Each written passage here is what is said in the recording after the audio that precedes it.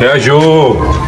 ايه يا ابني اوعى كده، ايه اللي في وشك ده؟ ايه يا عم اللي حصل؟ نمت صحيت لقيت وشي كده. طب ابعد بعيد عني يا اسطى لما تعديني. ابعد والله العظيم انت شايف والله كده العظيم يابا؟ ابعد يا عم. يا عم احلى مسا عليك يا كده. اوعى يا اسطى ابعد عني انت كمان يا اسطى. وانت كمان؟ ايوه انا كمان. يا عمده. لا يابا ابعد بعيد عني يابا.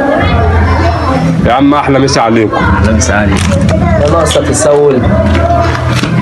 في ايه يا عم انت هو بتكلموا لي كده؟ وده مش صاحبكم كان بيقعد يا عم يا معاكم؟ ناقصه يا عم ده مرض يا جدعان، المفروض انتوا تقربوا منه. قاعدين منه. قاعدين منكم، الله يسهل لكم. يلا يا عم هو انت كمان.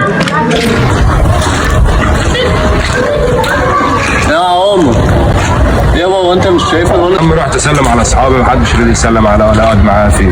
يا عم دول الخطر اللي في وشي. يا عم دول انقاص، دول علم ناقصه. وانا اعرف دكتور حلو اوديك عنده هيظبط لك كل الكلام ده خير يعني ان شاء الله. ربك ما يجيبش حاجه وحشه. الفلوس يا يا عم في